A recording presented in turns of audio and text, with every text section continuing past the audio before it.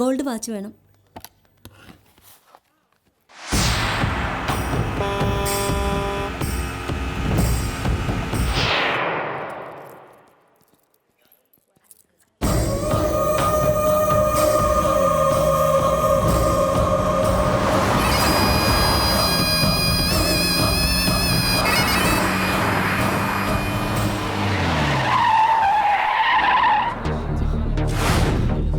എന്താ മാമ, നമ്മുടെ വരവിന്റെ കാര്യം പോലീസ് അറിഞ്ഞിട്ടുണ്ടാവോ? വണ്ടി കൊടുത്തിരിക്കേ.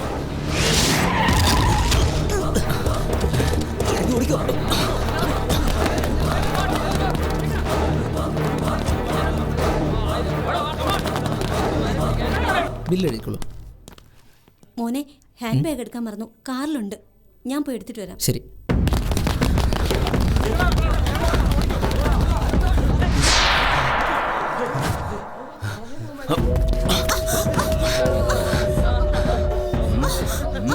നോക്കിങ്ങതാ കൊണ്ടുപോടാ.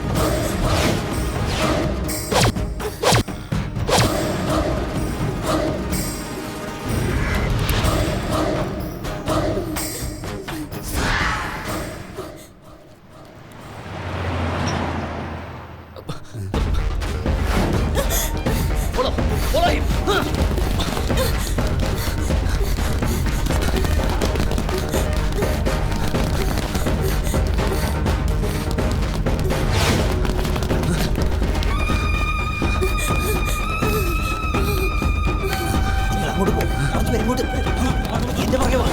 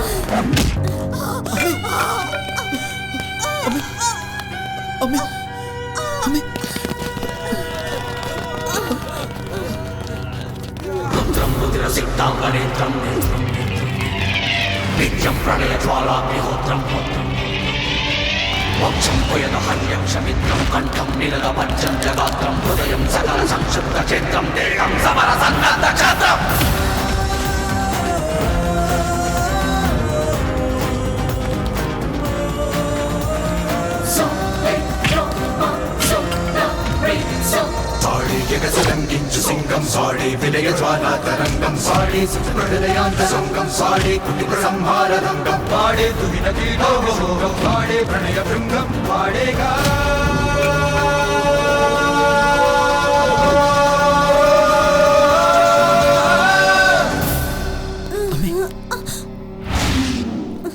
ഇവിടെ ഞാനൊന്ന് ഫോൺ ചെയ്തിട്ട് ഉടനെ വരാം. ഇരിക്കില്ലേ മോനെ, സൂക്ഷിച്ചു.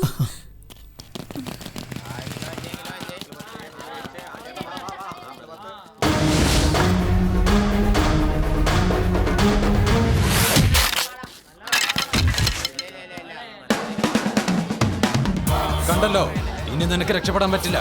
ഞങ്ങൾ എത്ര പേരുണ്ടെന്ന് മനസ്സിലായോ? എത്ര പേരുണ്ടെന്നുള്ളതല്ലടാ, എത്ര പേര് ബാക്കിയുണ്ടെന്നുള്ളതിന്റെ കണക്കാണ് എടുക്കേണ്ടത്.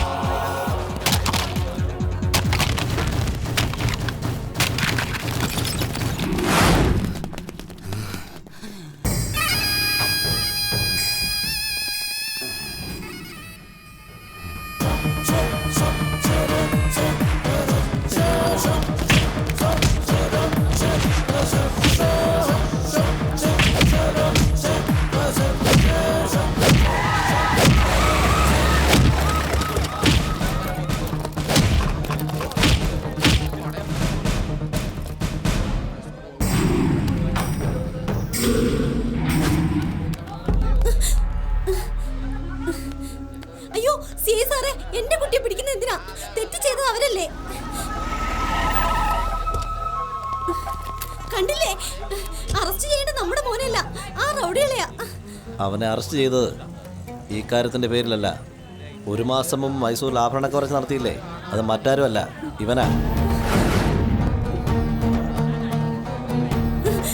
ഇല്ല, ഞാൻ വിശ്വസിക്കില്ല. പഠിക്കുന്ന കാലത്ത് അവൻ കൊച്ചായിരുന്നപ്പോ തെറ്റിദ്ധാരണയുടെ പേരിൽ നിങ്ങൾ അവനെ എന്നിൽ നിന്ന് അകറ്റി. മോനെ, നീ നിന്റെ അച്ഛനോട് പറ. അച്ഛന്റെ വിശ്വാസം തെറ്റാ, അമ്മയാണ് സത്യം, ഞാനൊരു തെറ്റും ചെയ്തിട്ടില്ലെന്ന് പറ മോനെ, പറ.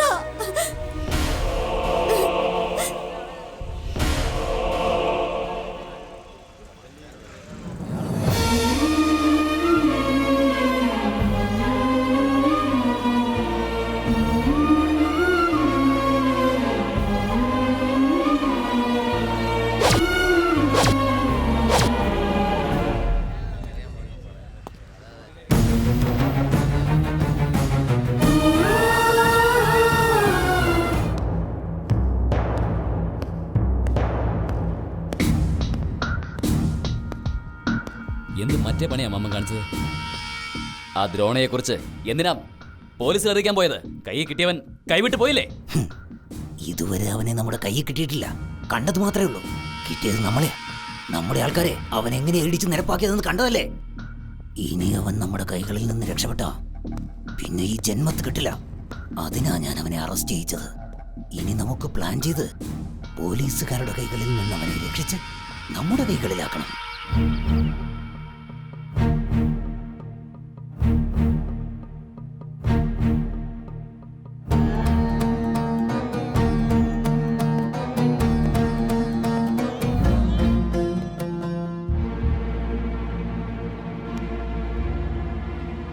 വിഷമിക്കണ്ട മീനാക്ഷി, അതുകൊണ്ട് എന്ത് നേടാനാ?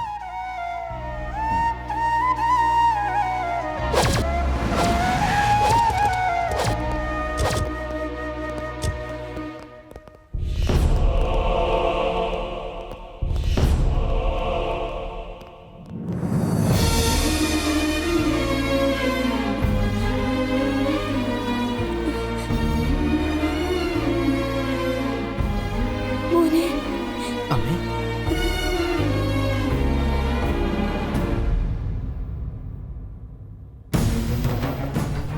അച്ഛാ. വേണ്ട, അങ്ങനെ വിളിക്കണ്ട. എന്ത് പാവം ചെയ്തിട്ടാ ഞങ്ങളിങ്ങനെ കൊല്ലാക്കൊല ചെയ്യുന്നത്? മനോവിഷമം കൊണ്ട് ചോദിച്ചു പോവുക. അന്ന് ദൂരേക്ക് പോയിട്ടാ നീ ഞങ്ങളെ വിഷമിപ്പിച്ചത്, ഇന്ന് അടുത്ത് നിന്നിട്ട് വിഷമിപ്പിക്കുന്നു. കോപം കൊണ്ട് ഓടിപ്പോയത് ശരിയാ. ഞങ്ങളിൽ നിന്നുള്ള വാത്സല്യം പ്രതീക്ഷിച്ച് നീ തിരിച്ചു വരുമെന്നായിരുന്നു വിശ്വാസം. എന്നാൽ നീ നിയമത്തിൽ നിന്ന് രക്ഷപ്പെടാൻ വേണ്ടി ഈ പോലീസുകാരൻ്റെ വീട് ഒരു താവളമാക്കി ഉപയോഗിക്കാൻ വന്നതാണെന്ന് വിചാരിച്ചില്ല. അച്ഛാ, അത് മാത്രം പറയരുത്. ഇവിടെ നിങ്ങൾ എന്ത് നരകം അനുഭവിച്ചിരുന്നോ അതേ നരകം അവിടെ ഞാനും അനുഭവിച്ചിരുന്നു. പ്രാണൻ പോയാൽ കൂടി തിന്മയ്ക്ക് കാരണക്കാരനാകരുതെന്ന് എൻ്റെ അച്ഛൻ്റെ അഡ്വൈസ് പാലിക്കുന്നതുകൊണ്ടാണ് എല്ലാം തുറന്നു പറയാൻ ഞാൻ ഇതുവരെ ധൈര്യപ്പെടാഞ്ഞത്. ഞാനൊരു പോലീസുകാരൻ്റെ വീട് ഒളിത്താവളമാക്കിയതല്ല. നിങ്ങളൊക്കെ വിചാരിക്കുന്ന പോലെ ഞാൻ ഒളിച്ചോടിയതുമല്ല. എന്നെ കിഡ്നാപ്പ് ചെയ്തതാണ്.